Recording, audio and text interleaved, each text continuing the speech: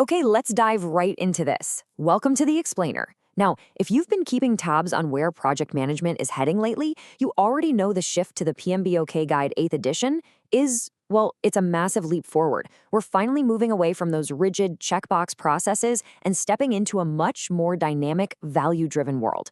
So today, we're going to master the absolute heartbeat of the 8th edition, the 7 performance domains. Here's a quick look at our roadmap for today.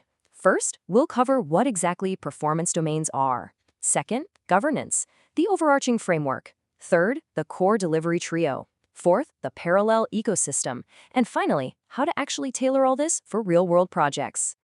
All right, picking things off with Section 1. What are performance domains? Or, as I like to think of it, the operational what of project management. So the source material defines performance domains as the actual mechanics of project management.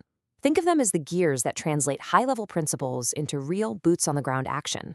But here is the absolute most important takeaway.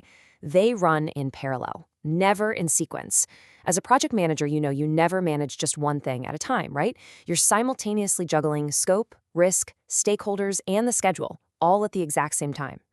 Now, while those 7 domains represent the what of project management, these 5 focus areas you see here, initiating, planning, executing, monitoring, and controlling, and closing, they represent the how and the when. And it's really important to remember that these aren't just strict sequential phases either. A single project phase might actually contain activities from multiple focus areas, all mixed together. The 40 classic project management processes, they're mapped right across these 5 areas to show when they usually get applied to the domains.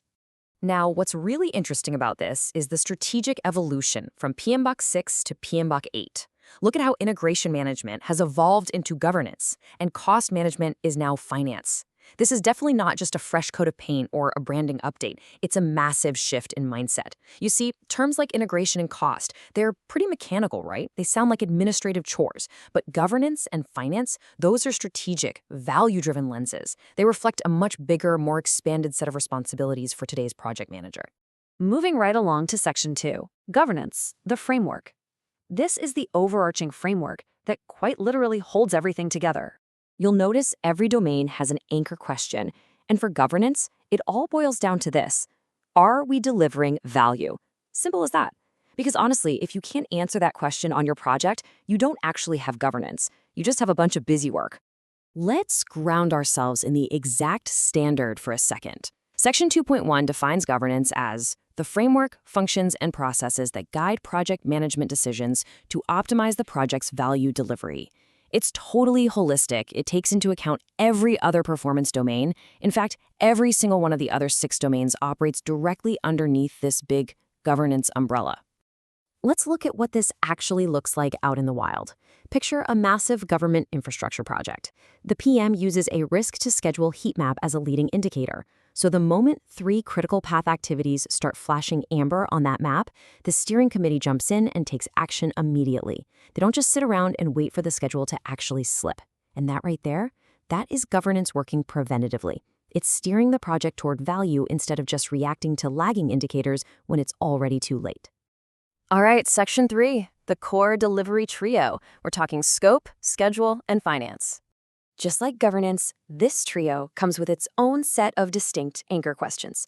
First, what are we actually delivering? That's your scope. Second, when will it be delivered? There's your schedule. And third, is it financially viable? That, of course, is finance. So PMBOK 8 totally reframes that traditional triple constraint of scope, time, and cost into this much more dynamic delivery trio. Scope now encompasses all the required work and literally only the required work. But crucially, it bakes quality right in. Quality isn't just some separate domain sitting in the corner anymore. It's a core part of delivering what was promised. Schedule still handles your timeline and activity sequencing. And finance takes care of the monetary resources and the overall value proposition.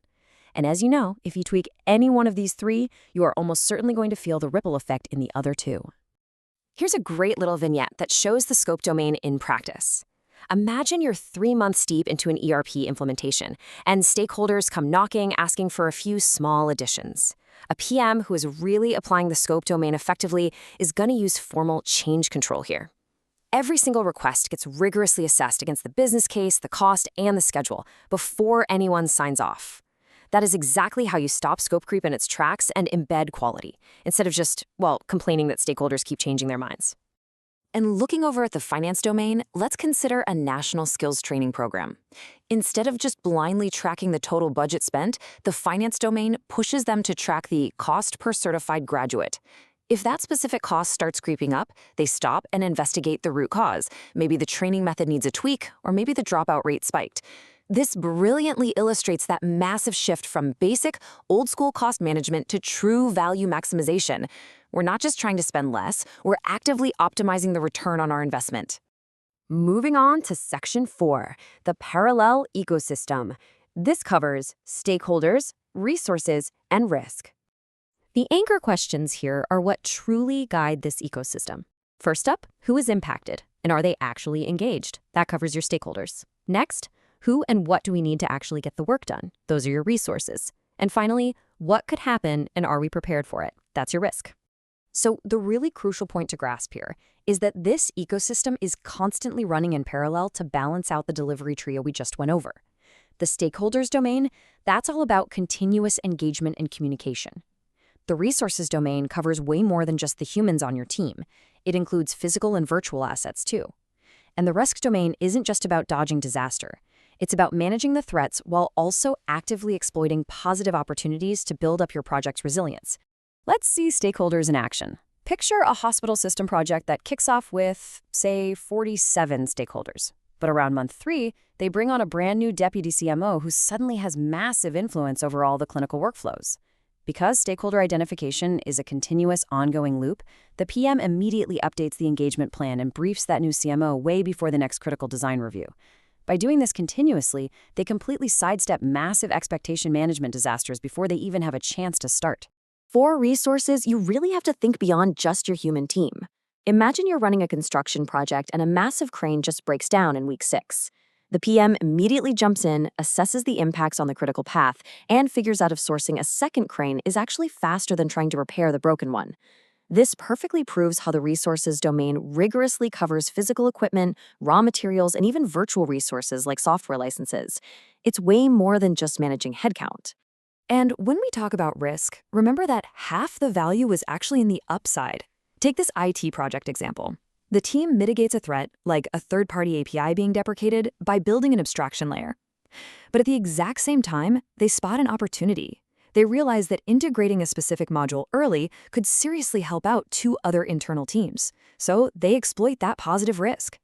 Honestly, a risk plan that only focuses on the threats is leaving half the value of this domain completely on the table.